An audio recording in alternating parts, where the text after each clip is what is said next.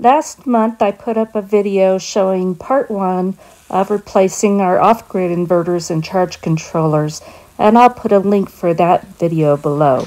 Here's part 2. All right, so today's the day that my brother-in-law Don and I are going to be swapping out our full power system with a new power panel from Outback Power. These inverters have served us well for almost, 18 years. And what we will be doing is removing this battery box, moving it out of the way, disconnecting this from the house and the generator and everything, and from the solar panels. And then we're going to use a pallet jack to move this out. And then we're going to be removing that controller for our defunct windmill, which is now deader than a doornail. Windmills, nah. You would be better off spending your money on more panels, really. And batteries. For the price of panels, get much better value and everything. And then we're going to roll in the new structure with the new battery box and with the new power panel. And then we're going to be putting these batteries here in the new battery box along with the bus bars. And getting those hooked up, and then we will be making 2 cuts on these conduits here, put flexi on it that allow us to swing the conduit that has the power to the house and the power from the generator up into the new AC box. And that, in a nutshell, is what we're going to be doing. If you happen to hear a huge explosion and see a giant mushroom cloud off in the distance, yeah, it's probably us. Didn't go well. Nah, so this is where the power comes into the house right now. This is the output from the inverters that we currently have. That's the one that's called load. This utility, that allows me to hook up an external gas-powered generator in case our diesel one quits. And then this one here, that is where the generator that we have out in our shed comes in to charge the batteries and everything. And that breaker box on the end there, that's where the solar panels actually come in. And this guy right here, that is for the windmill. And so that is not going to be moved. But these actual 4 here are going to be moved over to the new Outback. And it all goes into a single panel, a lot neater, lot cleaner, works a lot better. All right, so anyway, Don and I get everything all disconnected here. The box is ready to be moved out. It really helps to have friends that have a pallet jack, because this thing right here probably weighs 300 pounds, at least. We could use like pipe or something to go ahead and roll it on, but the pallet jack really makes a big difference. The battery box has been removed. We're now in the process, we're gonna move this out. We're gonna bring the new structure in with the new power panel on it, and then we're gonna start getting it where we can fit that into the house. If you look over here, these are the connections to the house. This one down here to the generator out in the garage there. And I also have a pigtail that'll run over to a gasoline generator should we need it, if the diesel and the propane one should fail. So it's always good to have backups, and double backups and sometimes triple backups depending upon what you have. So anyway, that's it. And after we get this rolled out and the other one moved in, we'll go ahead and show you what that all looks like. One of the cool things is too, that came with this system, which the input to the house was designed for these as well, is that we have these 50 amp connectors here. That's where the solar comes in. The PV panels come in, and they're just these 2 female pigtails here.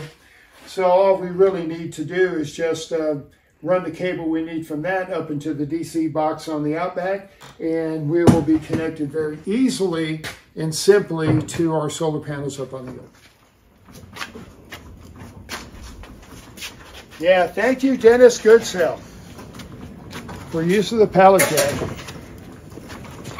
Now we're going to be cutting this conduit off about here, and then I have flexible conduit like this, 1 inch, that is going to be used to bring the wires up into the AC power panel side of the Outback power panel into the AC box. So we're going to be removing this. We're going to be pulling these down. Very simple to undo these. Run the wires out. Go ahead and cut them. Feed the wires back up in. Connect them back up in there, and then put the flexi on it. And this is probably going to be the most time-consuming, most complex part of the whole thing. Is this right here, getting the house ready to accept the panel. Be sure and do it right.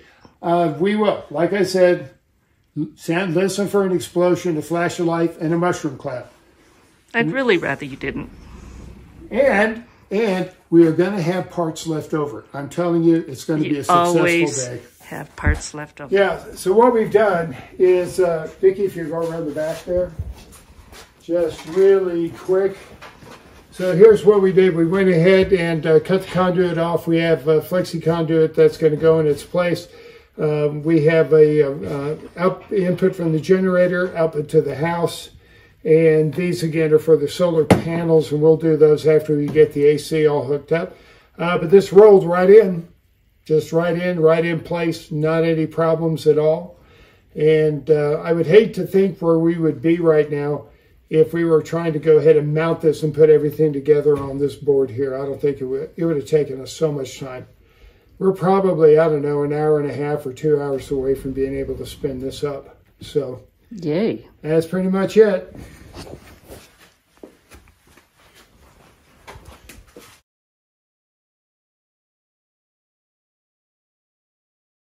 So anyway, we're now moving the batteries in. Don's over here hooking up the AC. So no, he's not. He's hiding. What's that? No, he's not. He's hiding. Well, I know he's hiding, but it's okay. And so this is from the generator, 240 volts, red, black, white. For the neutral, this is the 2-wire start for it, and this is the wires from the house for the AC. That'll be putting in next. So while he's doing the AC side, I'm working on the DC side. And instead of being muy macho, you know, what I did is pull the batteries out with this lift table, and we use the lift table so that we don't have to lift it so far, because these suckers weigh about 80 pounds each. And it's still, oh, so nice and wonderful to get them in here.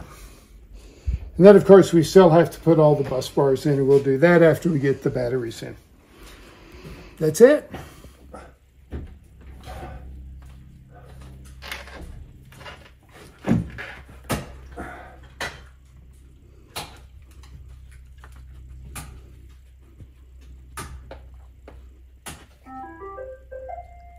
The Roomba turned on.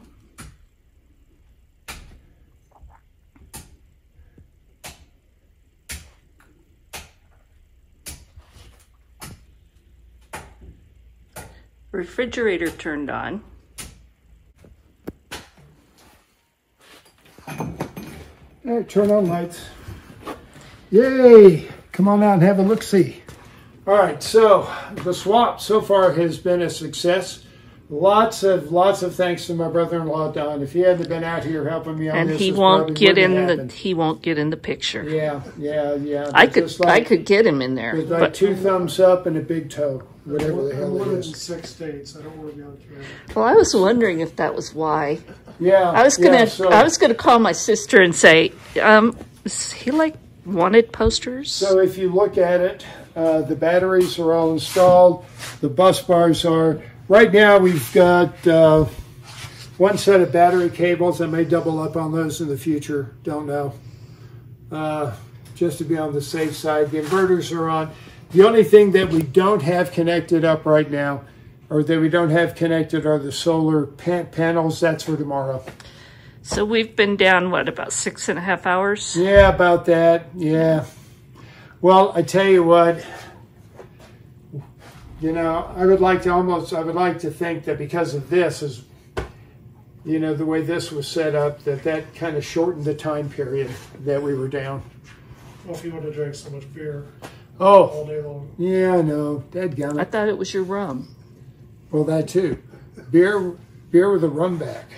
So anyway, there's still a lot of work to be done on this. We will keep you up to date and show you what we have done, and having to do with tuning the system for our specific batteries, getting the photovoltaic set up, and getting the charge controllers totally up and running correctly, and then we'll have a fully operational system here. Now, one thing that you didn't see that we did do here, and this is just if you look at that fan down there, that's going to be on, that's on a thermostat.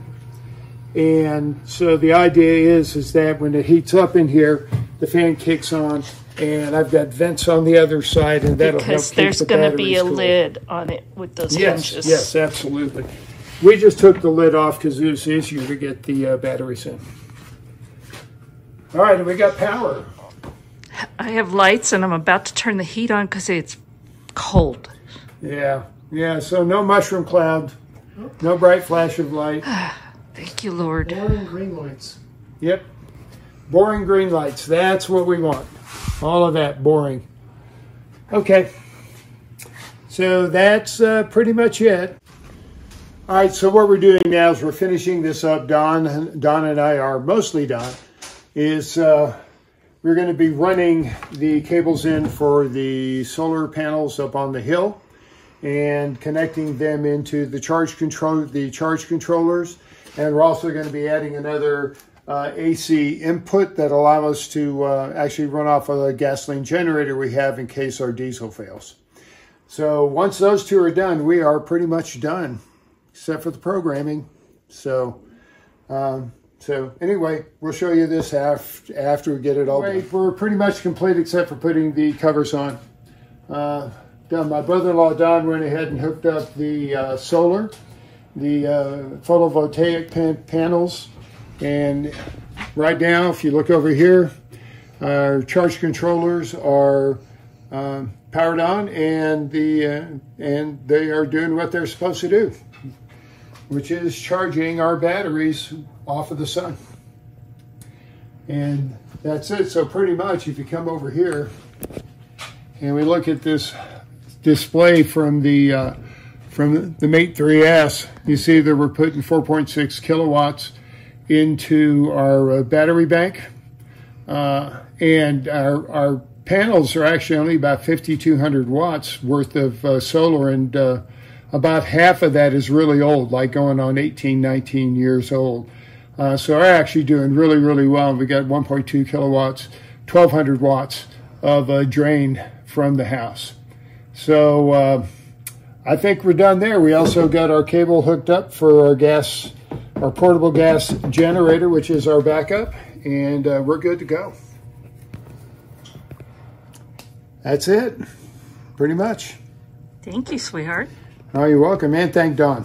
And thank you, Don. You're very welcome. Yo, got him!